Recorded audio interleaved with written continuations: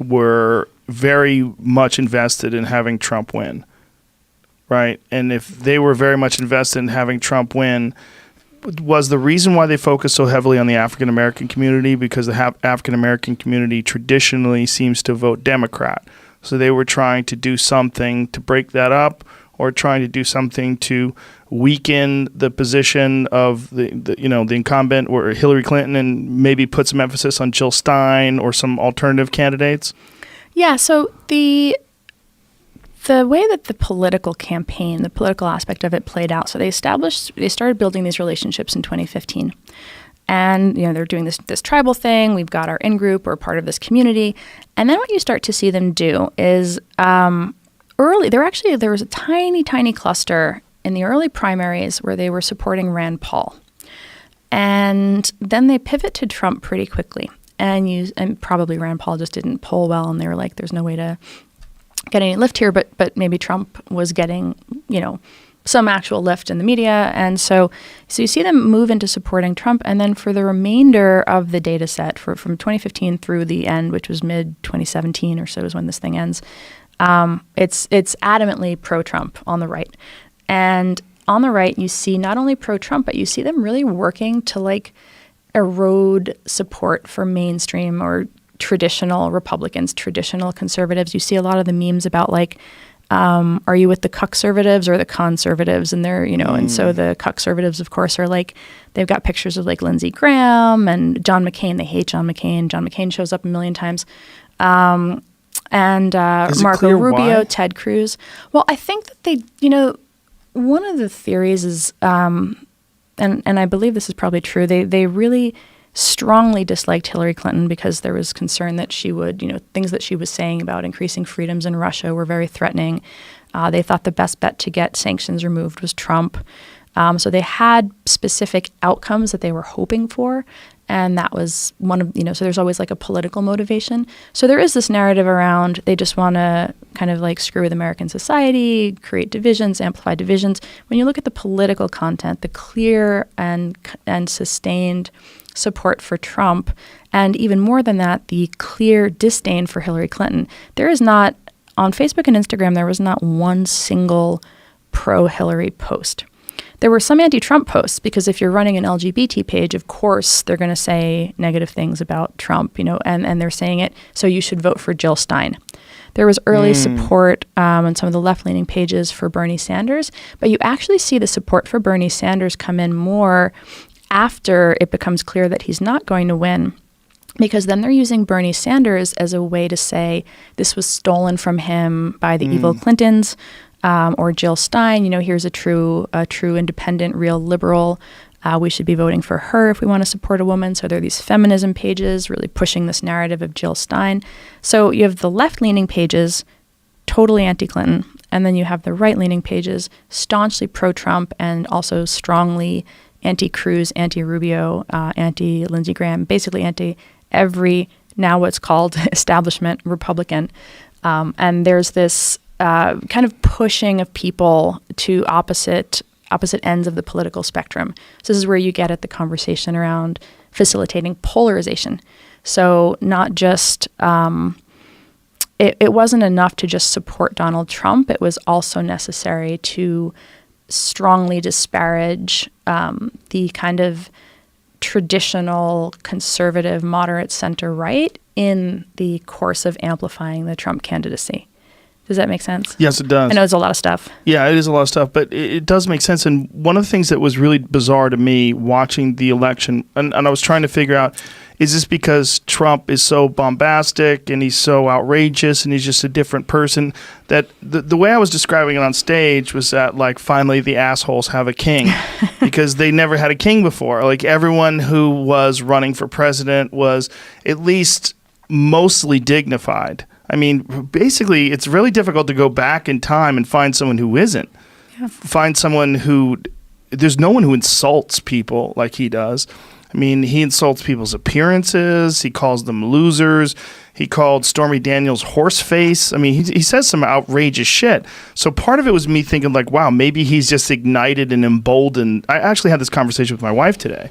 She was like, it feels like racism is more prevalent. Like it's more accepted. People feel more emboldened because they're in their mind, they think he is a racist. I can get away with more things. Trump is president.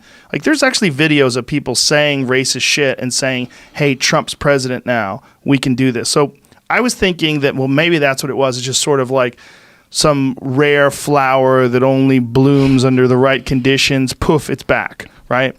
But when you think about the influence that these pages have had in establishing communities and this long game that they're playing, like the LGBT pages, even though they're shitting on Trump, they really want to support Jill Stein because they know that'll actually help Trump because it'll take votes away from Hillary Clinton.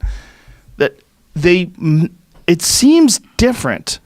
Like political discourse, discussions online, and social media, the way social media reacted. I mean, there was a lot of people that were anti-Obama before, either of his elections that he won. But it seemed different. It seemed different to me than this one. This one seemed like we had moved into another level of hostility that I'd never experienced before, and another level of division between the right and the left that I had never experienced before, and like a willingness to engage with really harsh, nasty comments and just to dive into it. You would see it all day. I mean, there were certain Twitter followers that I think they're pretty much human beings, but I would follow them and they would just be engaged with people all day long, just shitting on people and criticizing this and insulting that. And it seemed dangerous. It seemed like things had moved into a much more aggressive, much more hostile and confrontational sort of chapter in American history.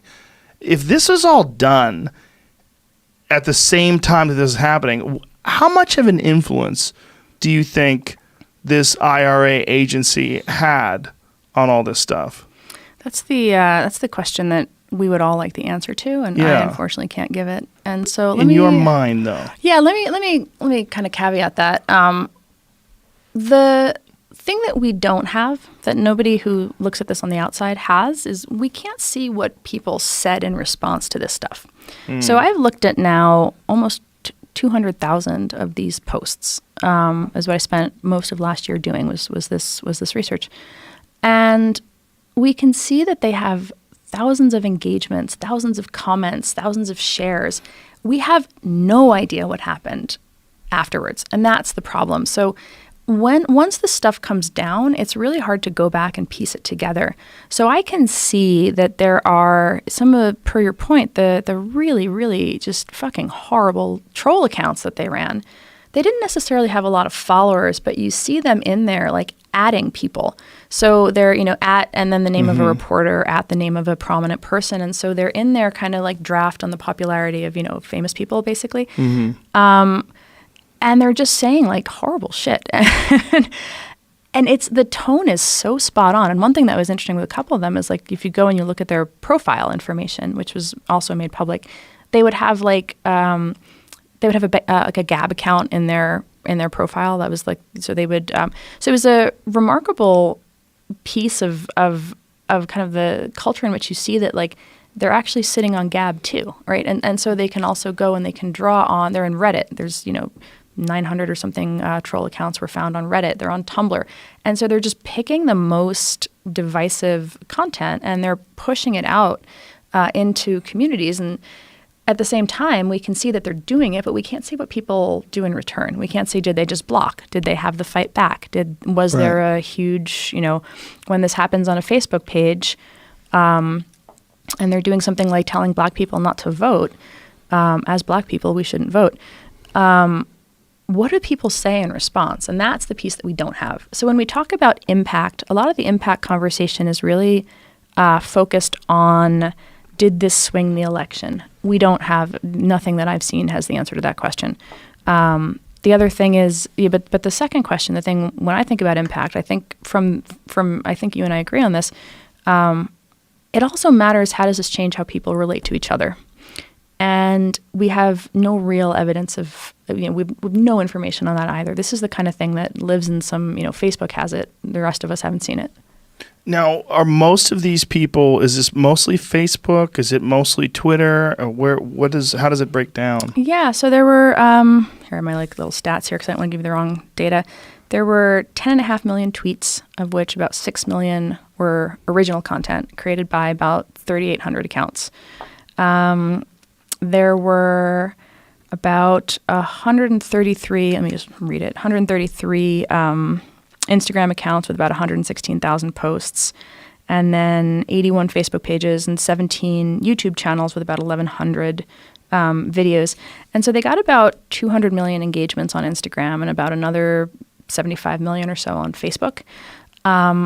Engagements are like likes, shares, comments, reactions, So it's hard to contextualize, but what we think happened, you can go and you can try to look at how well did this content perform relative to other real, authentic media targeting these communities.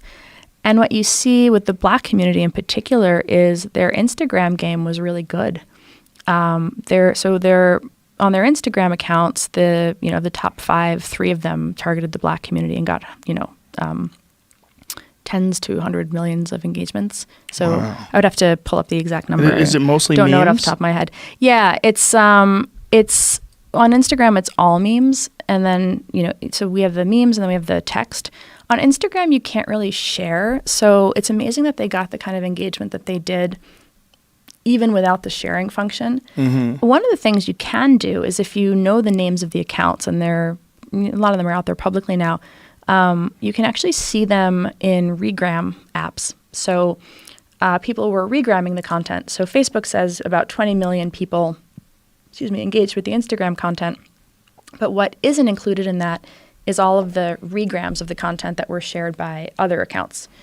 So the spread and the dispersion of this, it's an interesting thing to try to quantify because we have engagement data, but we don't know, did it change hearts and minds? We don't know if it influenced people to go follow other accounts. We don't know if it influenced people to not vote. There's just so much more, I think, still to understand about how these operations work. Well, we can assume that it had some impact, right? I mean, yes. As you were saying earlier, when a new person enters into a conversation, it changes the tone of it. How much of what they did was their own original post, and how much of it was commenting on other people's posts? So I thought you were actually going to ask a different thing there. Oh, please. Well, what do you think I was going to ask? How much of it was them repurposing our own posts, right? Repurposing real American content. Did they do that as well? Yeah, tons of times. But let me. So they created a lot of their own stuff, particularly in the early days. And so you can actually read the data set. And one of the things when we started finding these posts, I was struck by how sometimes it read like ESL, and then sometimes it read like perfect, flawless, professional English. And then other times it read like normal English, vernacular, just the way that we would talk to each other. And I started digging into what that was.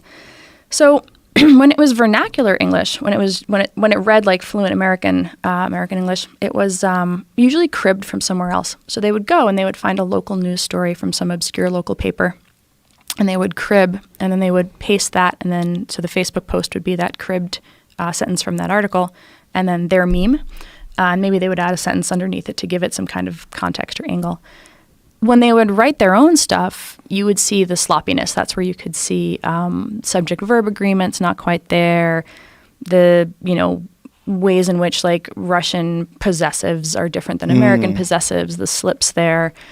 And then the other thing was the really funny stuff, which was, a post that's supposedly written by a Texas secessionist, right? So you can probably have an image of a Texas secessionist in your mind as I say this, and it would be things like, Hillary Clinton is a terrible individual, and as a terrible individual, it's completely impossible for us to back her in her candidacy for the American presidency.